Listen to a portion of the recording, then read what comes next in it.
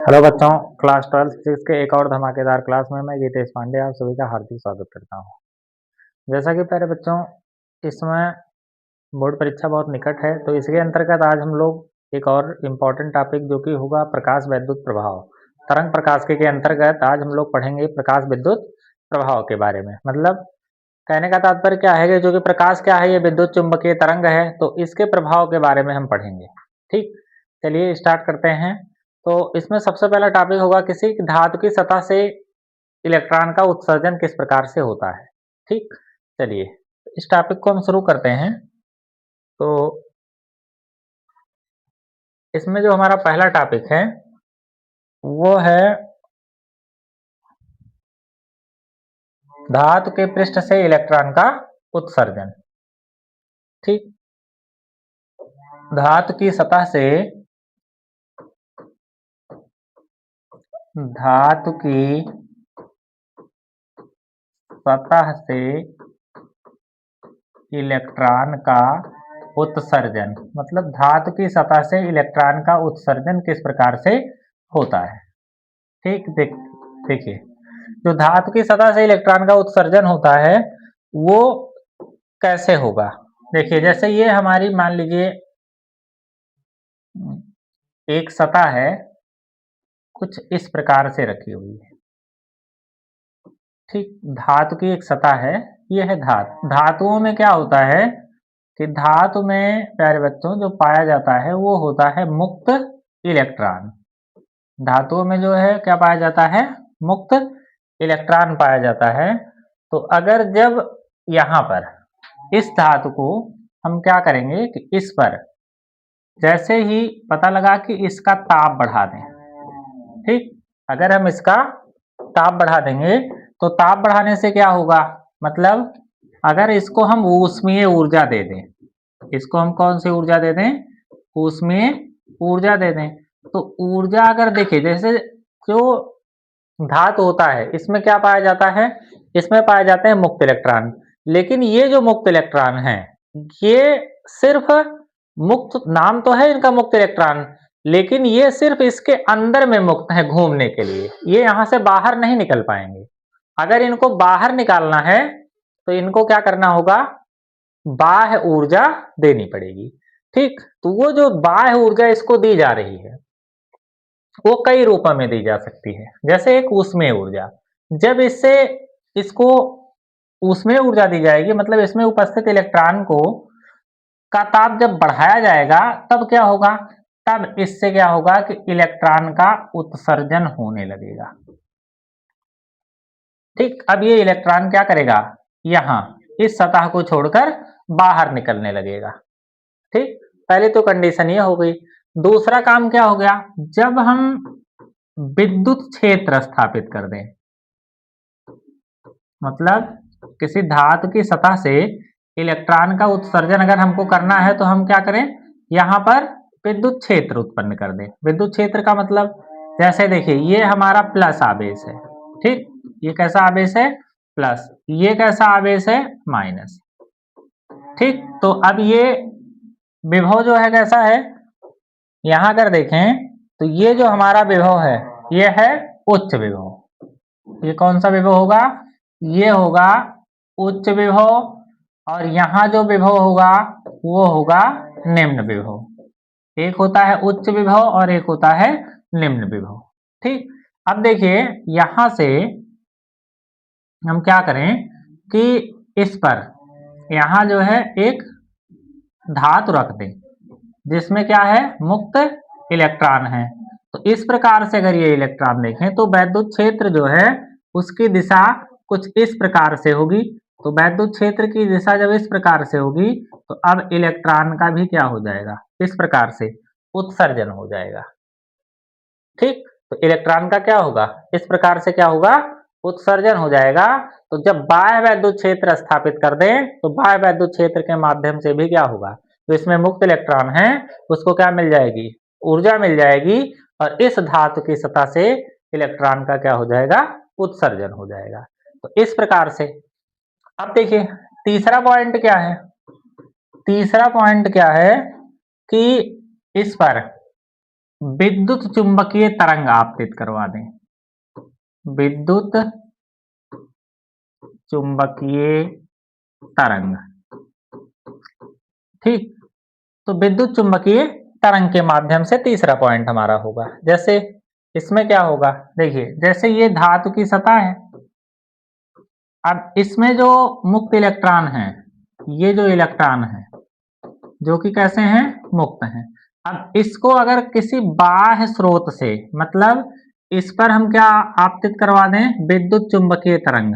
विद्युत चुंबकीय तरंग मतलब इस पर हम अगर प्रकाश आपतित करवा दें, तब भी क्या होगा, इस इलेक्ट्रॉन को जब बाहर से ऊर्जा मिल जाएगी तो इससे इलेक्ट्रॉन का क्या होने लगेगा, धातु की सतह से ये इलेक्ट्रॉन बाहर निकलने लगेगा, अर्थात इसका उत्सर्जन होने लगेगा।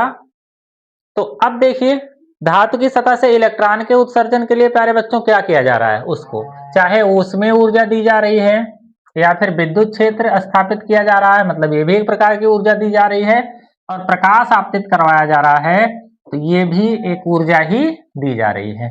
तो इस प्रकार कह सकते हैं कि देखिए इस प्रकार से अगर देखें तो यहां पर जो ऊर्जा दी जा रही है उसी को क्या कहते हैं, कार्य फलन कहते हैं। उसी को क्या कहते हैं, कार्य फलन कहते हैं, ठीक।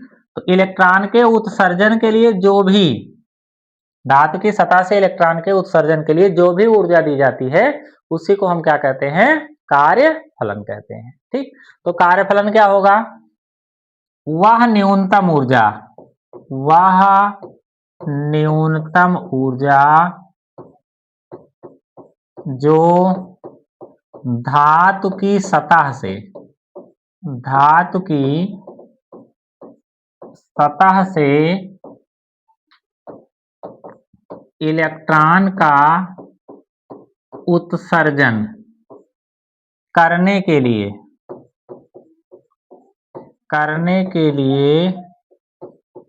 आवश्यक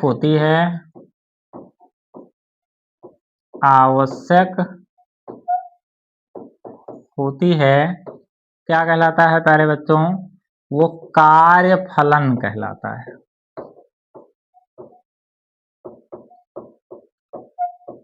ठीक।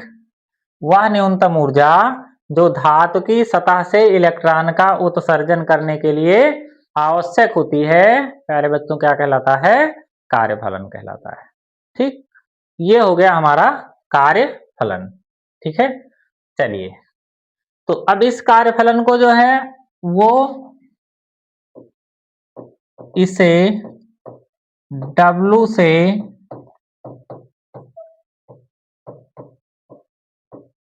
प्रदर्शित करते हैं, ठीक।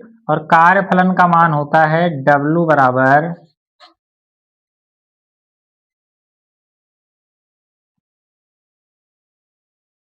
h न्यू,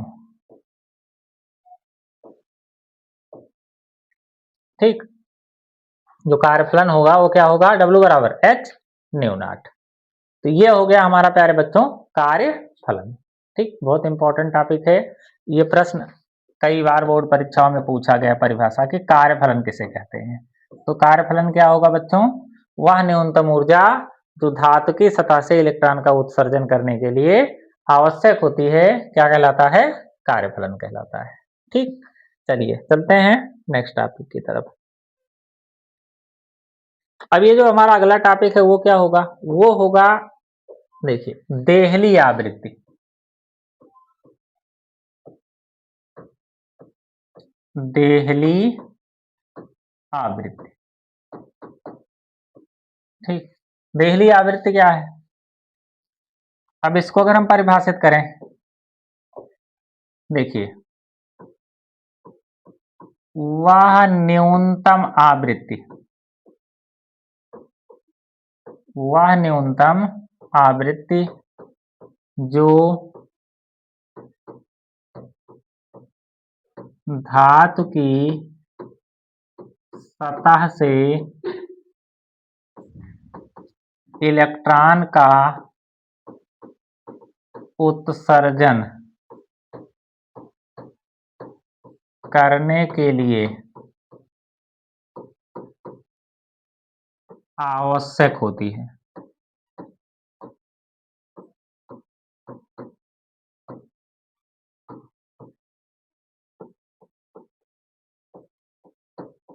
देहली आवृत्ति कहलाता है।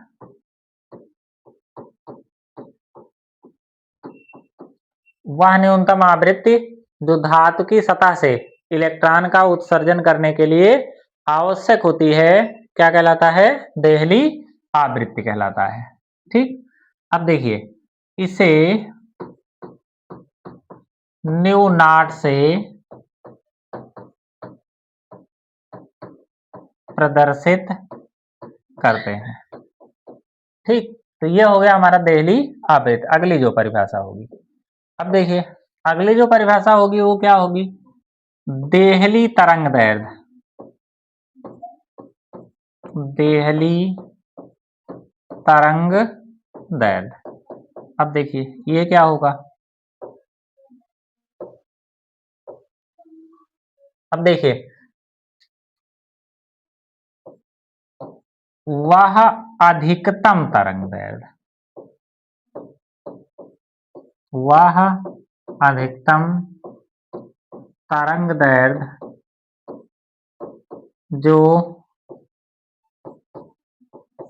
धातु की सतह से इलेक्ट्रॉन का उत्सर्जन करने के लिए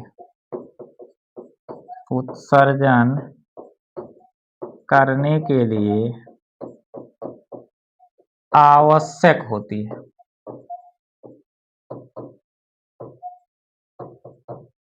क्या कहलाता है? देहली तरंग दैर्ध्य कहलाता है। ठीक, वह अधिकतम तरंग दैर्ध्य जो धातु की सतह से इलेक्ट्रॉन का उत्सर्जन करने के लिए आवश्यक होता है, देहली तरंग दैर्ध्य कहलाता है। इसे लैम्डा नॉट से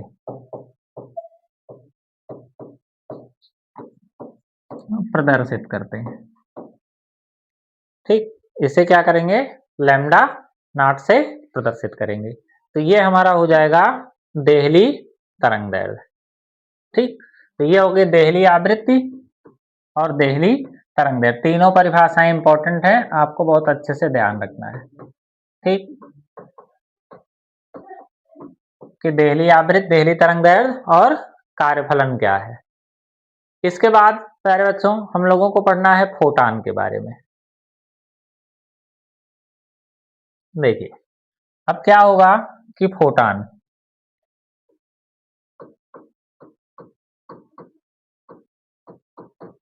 अब फोटॉन क्या है? फोटॉन की खासियत क्या है? अगर देखें इसे प्रकाश का क्वांटा कहा जाता है। अगर इसकी खासियत देखें तो ये क्या होने वाला है? इसे प्रकाश का क्या कहा जाता है? क्वांटा कहा जाता है। ठीक, अब देखिए जैसे फोटॉन होता क्या है? जो प्रकाश है वो ऊर्जा के क्या कैसे चलता है? प्रकाश ऊर्जा के छोटे छोटे बंडलों अथवा पैकेटों के रूप में चलता है। पैकेटों के रूप में चलता है, जिसे फोटॉन कहते हैं।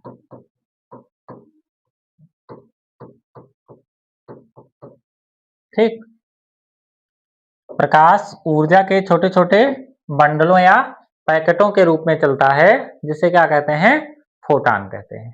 ठीक, अब देखिए अगली खासियत क्या है? इसकी ऊर्जा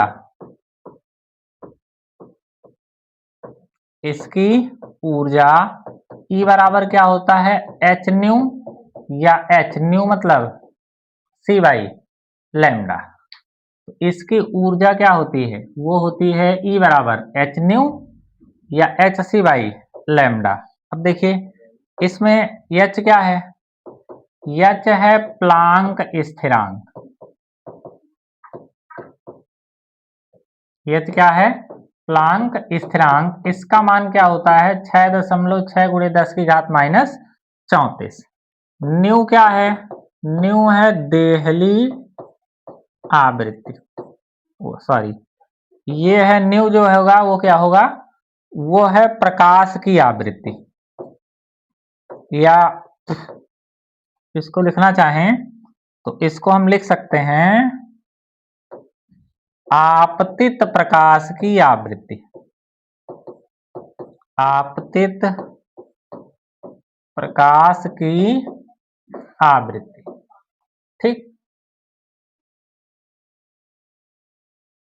और जैसे H C by lambda. Lambda क्या है? आपतित प्रकाश की, ये है तरंग दैर्घ्य। ठीक, तो ये हो जाएगा कुछ खास बातें फोटान के बारे में। अगली क्या इंपॉर्टेंट चीजें हैं इसमें, ये देखिए अगला जो टॉपिक है इसमें, ये प्रश्न को बहुत पूछा जाता है। देखिए फोटान क्या है? फोटान द्रव्यमान व आवेश रहित कण है। फोटान कैसा कण है? द्रव्यमान व आवेश रहित कण है। ठीक, अब देखिए इसका संवेग कितना होगा? तो फोटान का जो संवेग होता है वो ऊर्जा के रूप में होता है।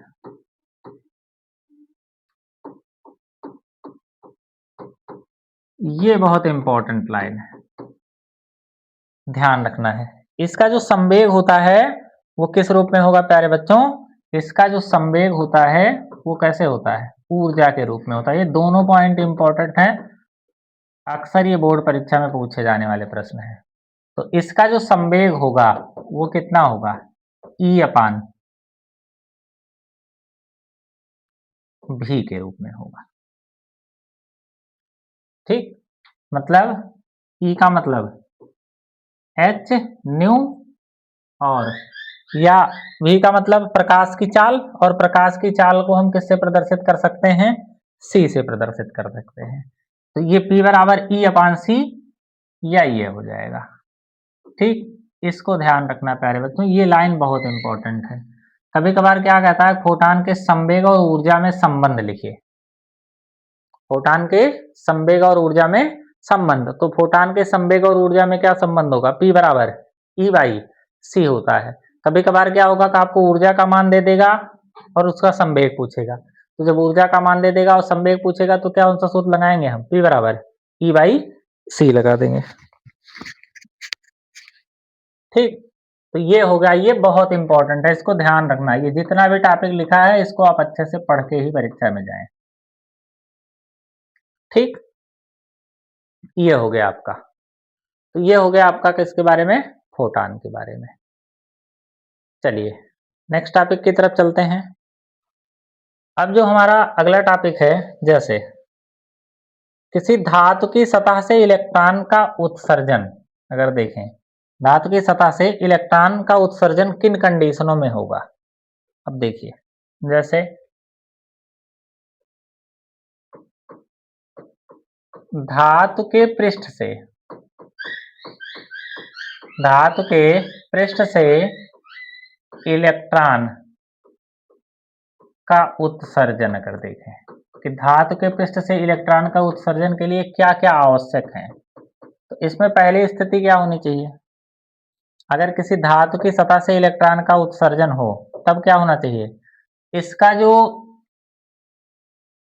मतलब जो फोटान की ऊर्जा है,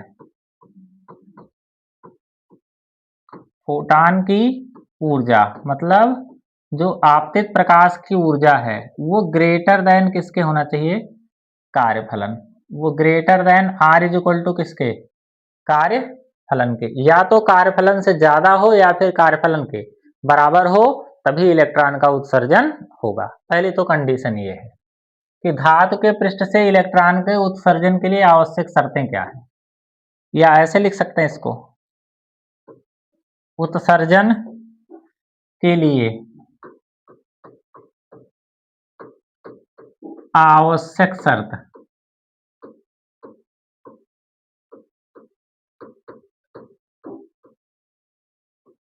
तो उत्सर्जन के लिए आवश्यक शर्तें क्या है? पहली शर्त, फोटान की ऊर्जा is greater than are is equal to कार्यफलन, मतलब जो फोटान की ऊर्जा है वो कितनी होनी चाहिए, वो कार्यफलन से के बराबर या उससे अधिक होनी चाहिए।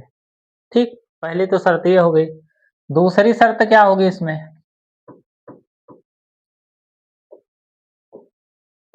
देखिए जो दूसरी शर्त होगी वो क्या होगी, जो देहली आवृत्ति है,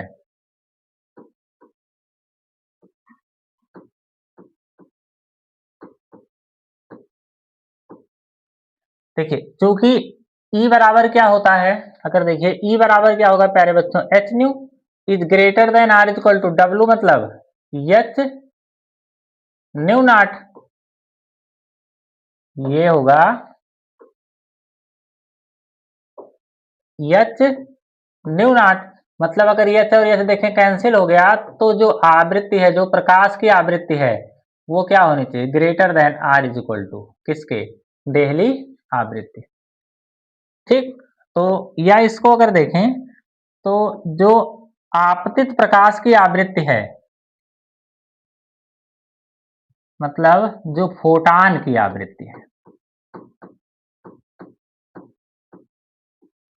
फोटान की आवृत्ति ग्रेटर देन किसके होनी चाहिए, ये होनी चाहिए देहली आवृत्ति के। ये दो बातों का ध्यान रखना है हमको कि जो फोटान की आवृत्ति है वो greater than are is equal to किसके, देहली आवृत्ति के, तभी जो है इलेक्ट्रॉन का उत्सर्जन संभव है। यहाँ से प्रश्न अक्सर बनते हैं, जैसे कह दे, मान लीजिए एग्जाम्पल में हम आपको बताएं कि जैसे कह दे रहा है कि एक धातु का कार्यफलन 2eV है, इस पर 1.5 ऊर्जा का फोटान कण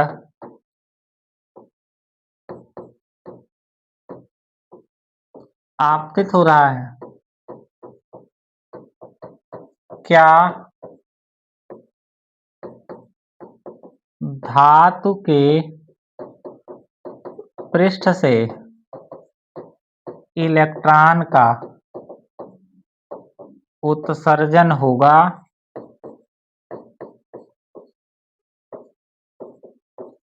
अथवा नहीं।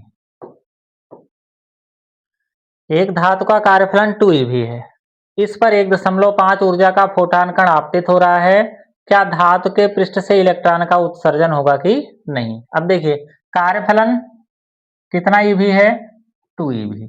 इसका मतलब क्या है कि यहाँ पर कम से कम क्या होना चाहिए कि धातु की सतह से इलेक्ट्रॉन के उत्सर्जन के लिए 2eV ऊर्जा चाहिए, जबकि जो प्रकाश आपतित हो रहा है उसकी ऊर्जा कितना है, 1.5। इसका मतलब यहां लिखेंगे कि चूंकि देखिए, चूंकि क्या होगा कि जो W है वो ग्रेटर देन किसके है, E के, तो जब W is greater then E है, तो मतलब अगर W is greater then E है तो इलेक्ट्रॉन का उत्सर्जन होगा, नहीं होगा, क्योंकि E का मान क्या होना चाहिए, या तो W के बराबर या फिर W से ज्यादा होना चाहिए, लेकिन यहाँ क्या है, इससे कम है, तो इसीलिए यहाँ पर इलेक्ट्रॉन का उत्सर्जन नहीं होगा। तो इस प्रकार से यहाँ से प्रश्न बन सकते हैं। ठीक, चलते हैं नेक्स्ट टॉपिक की ओर। आशा करते हैं आपको फोटान और इसके बारे में चीजें अच्छे से क्लियर हो गई होंगी। अब क्या पढ़ना है हमको, अब पढ़ना है आइंस्टीन का प्रकाश वैद्युत समीकरण। मोस्ट इंपॉर्टेंट है ये प्रश्न, बोर्ड परीक्षा स्पेशल है ये, हर वर्ष पूछा जाने वाला प्रश्न। आइंस्टीन का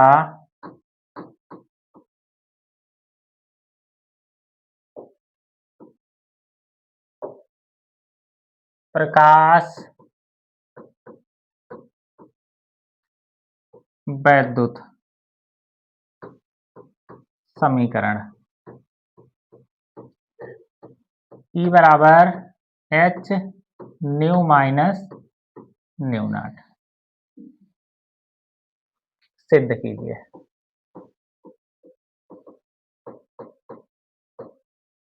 आइंस्टीन का प्रकाश वैद्युत समीकरण E बराबर कितना होगा, h new minus new not सिद्ध करना है।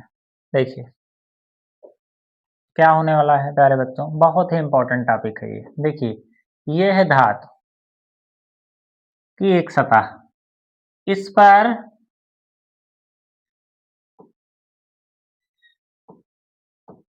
ये है मुक्त इलेक्ट्रॉन, यहां पर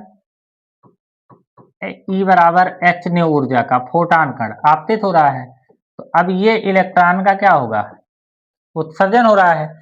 अब देखिए जब ये जो ऊर्जा आ रही है इस पर, तो इसका कुछ भाग जो है इलेक्ट्रॉन का उत्सर्जन करने में, और शेष क्या होगा, इलेक्ट्रॉन को गति प्रदान करने में व्यय हो जाती है।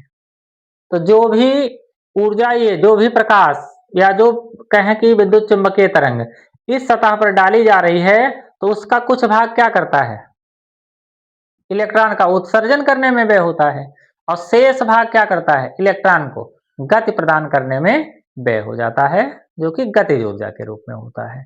और जो ऊर्जा इलेक्ट्रॉन का उत्सर्जन करने के लिए आवश्यक होती है वो किसके रूप में होती है, वो होती है कार्य फलन के रूप में। ठीक, तो लिखेंगे, देखिए इसको अगर बोर्ड परीक्षा में आता है तो ये प्रश्न तो किस प्रकार से हम लिखेंगे, और हर वर्ष पूछा जाने वाला प्रश्न है ये। ठीक, इसको लिखने का तरीका क्या है, लिखेंगे प्रकाश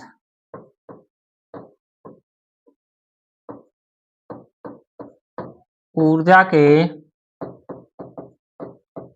छोटे छोटे बंडलों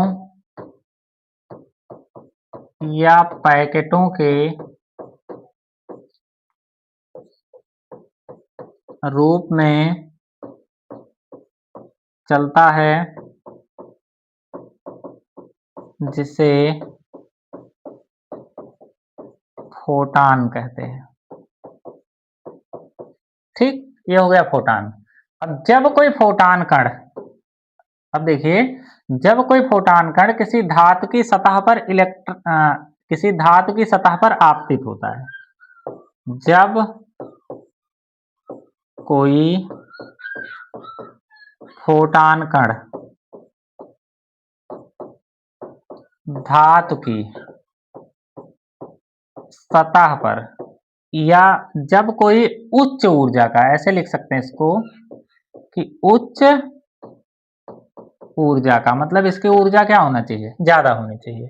तो जब कोई उच्च ऊर्जा का फोटान कण धातु की सतह पर आपतित होता है, जब कोई उच्च ऊर्जा का फोटान कण धातु की सतह पर आपतित होता है, तो उसमें उपस्थित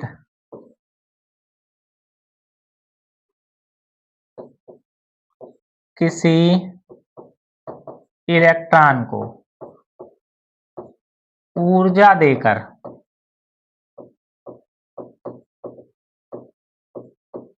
स्वयं के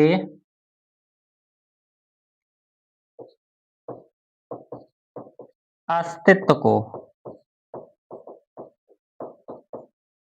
समाप्त कर देता है। कहने का तात्पर्य क्या है कि जब कोई उच्च ऊर्जा का फोटान कण धातु की सतह पर आपतित होता है, तो अपनी जो संपूर्ण ऊर्जा है उसको इलेक्ट्रॉन को देकर वो अपने स्वयं के अस्तित्व को समाप्त कर देता है। मतलब फोटान का अस्तित्व ही क्या हो गया, समाप्त हो गया। ठीक, अब क्या होगा, अब देखिए, जो ये ऊर्जा देकर अपने अस्तित्व को समाप्त किया, तो इस ऊर्जा का, देखिए, इस ऊर्जा का कुछ भाग धातु की सतह से इलेक्ट्रॉन का उत्सर्जन करने में, धातु की सतह से इलेक्ट्रॉन का उत्सर्जन करने में तथा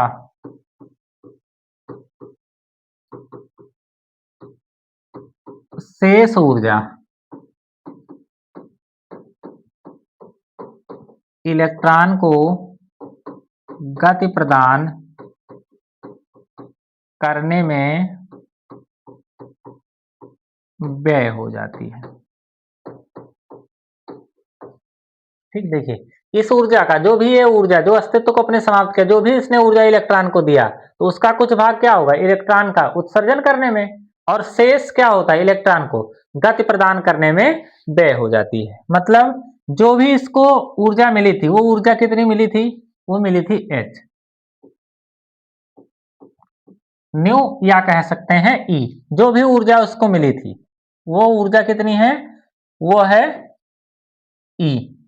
ठीक, अब ये जो ऊर्जा है वो दो रूपों में बट गई, एक तो इसकी सतह से इलेक्ट्रॉन का उत्सर्जन करने में, और जो इलेक्ट्रॉन का उत्सर्जन करने में जो ऊर्जा व्यय होती है उसे क्या कहते हैं, कार्यफलन।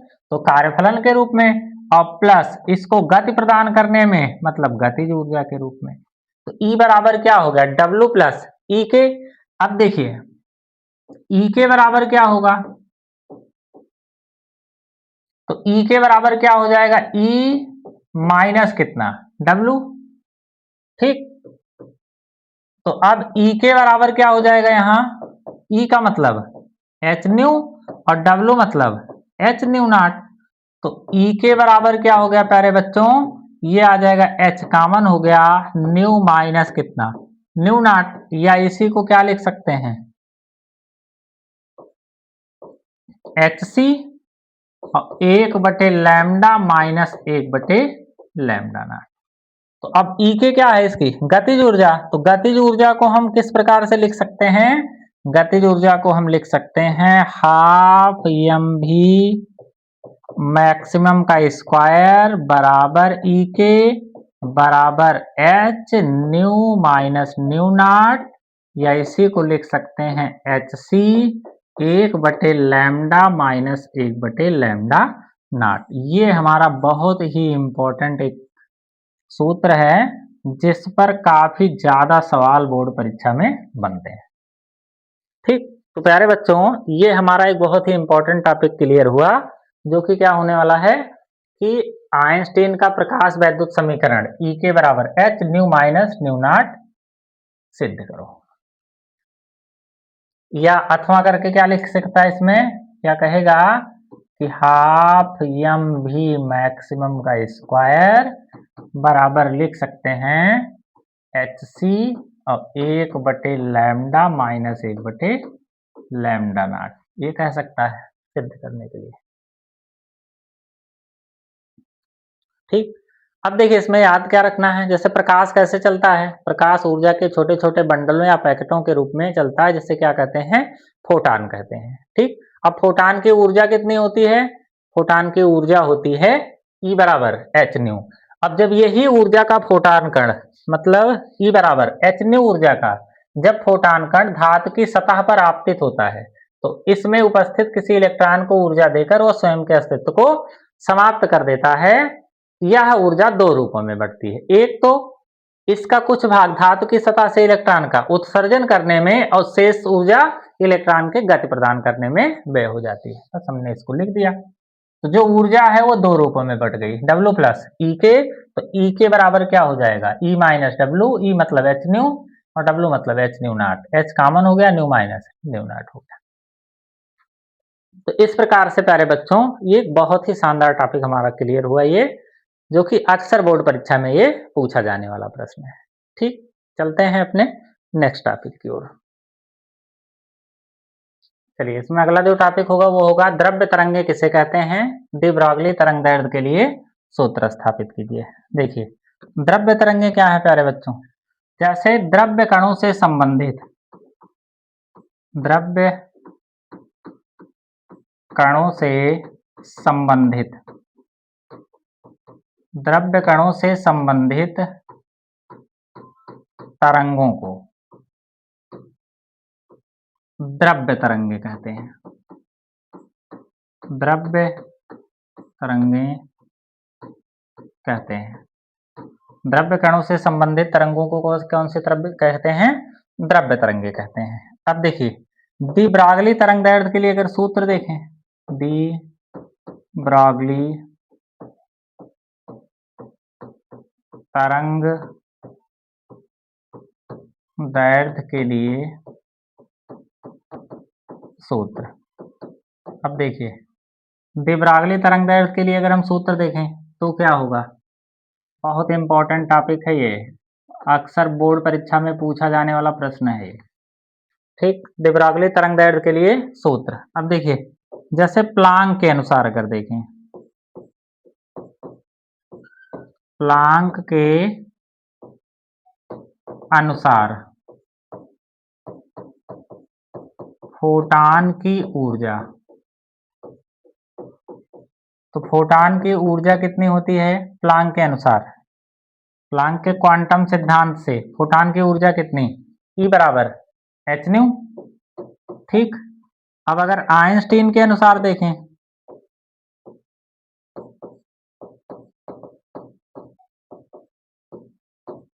आइंस्टीन के अनुसार, तो आइंस्टीन के अनुसार जो फोटॉन की ऊर्जा है वो कितनी होगी, आइंस्टीन के अनुसार फोटॉन की ऊर्जा वो E बराबर क्या होता है, mc स्क्वायर। E बराबर कितना होगा ये, mc स्क्वायर। तो अब समीकरण 1 और 2 से देखें, समीकरण 1 तथा 2 से, 1 और 2 में देखें तो एक पक्ष बराबर है, अगला पक्ष अपने आप बराबर होगा, एच न्यू बराबर क्या हो जाएगा, M C square. H nu मतलब ये सी बाई होता है लैम्डा, क्योंकि न्यू बराबर सी बाई लैम्डा, तो एम सी स्क्वायर, एक सी से एक सी क्या हो गया, ये कैंसिल हो गया। ठीक, अब देखें अगर तो यहां पर हम क्या लिख सकते हैं कि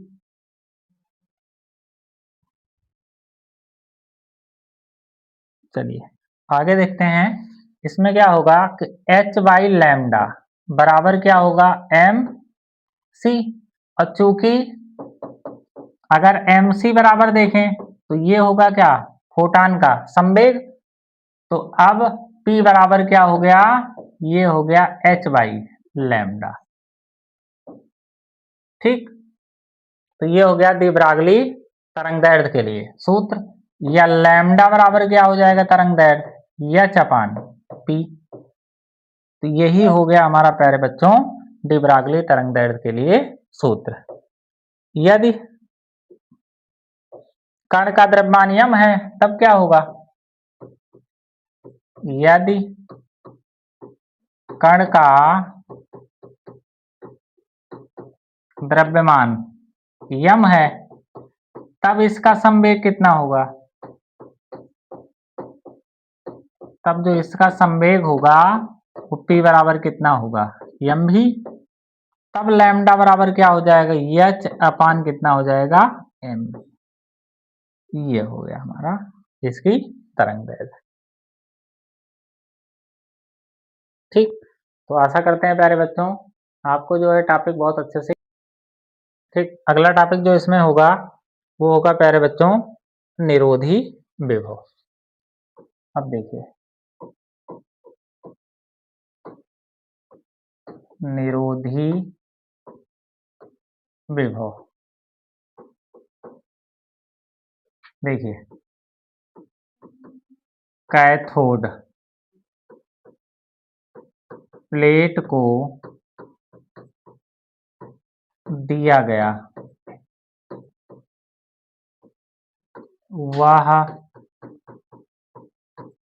ऋणात्मक विभव,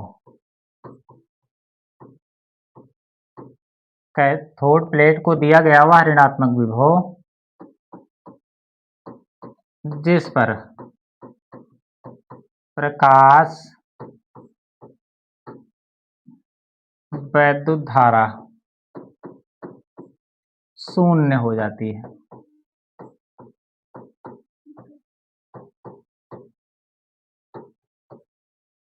निरोधी विभव कहलाता है।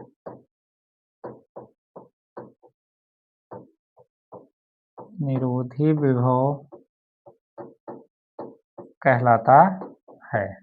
ठीक, कैथोड प्लेट को दिया गया वह ऋणात्मक विभव जिससे प्रकाश वैद्युत धारा क्या होती है, शून्य हो जाती है, क्या कहलाता है, निरोधी विभव। देखिए इसमें क्या होता है प्यारे बच्चों, तो इसमें थोड़ा सा हम समझ लें कि होता क्या है वास्तव में।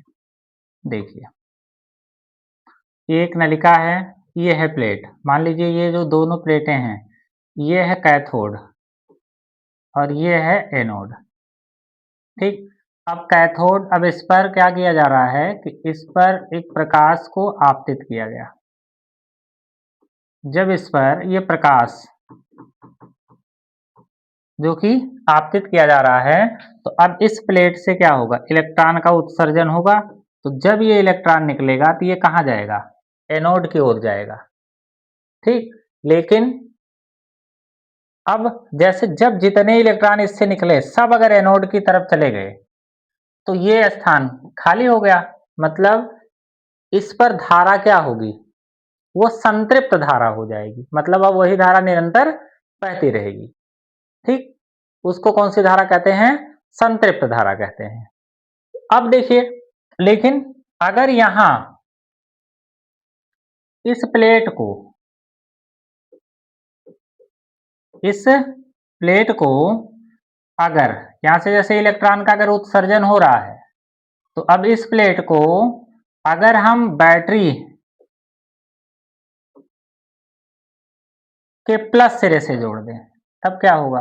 अगर बैटरी के प्लस सिरे से जोड़ेंगे, देखिए अगर इस पर ऋणावेश है तो ये जो ऋणावेश है इसको ये प्लस क्या करेगा, अपनी तरफ आकर्षित कर लेगा। और जब इस इलेक्ट्रॉन को अपनी ओर ये प्लस आकर्षित कर लेगा तब क्या करेगा, अब जो इलेक्ट्रॉन है वो इधर बहना, एनोड की तरफ बहना बंद हो जाएगा। और जब इधर बहना बंद हो जाएगा तो धारा का प्रवाह क्या हो जाएगा, बंद हो जाएगा। तो इस विभव को कौन सा विभव कहते हैं, निरोधी विभव। मतलब अब जो ये विभव लगाया गया है वो कौन सा विभव कहलाता है, उसको कहते हैं निरोधी विभव। ठीक, तो इसके लिए जो ऊर्जा होगी इसकी वो E बराबर क्या होगा, E और कितना होगा, या इसकी गतिज ऊर्जा अगर देखें तो E V नॉट, जहां V नॉट क्या है, निरोधी विभव है। ठीक, तो ये होता है निरोधी विभव। अब इसमें अगर हम अगले टॉपिक की बात करें तो अगला टॉपिक क्या होगा इसमें, एक और देखिए, अगर हम जो कार्यफलन है या कह सकते हैं कि निरोधी विभव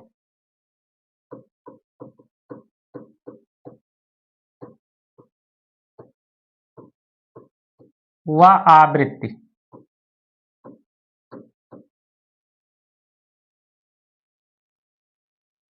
के ग्राफ का ढाल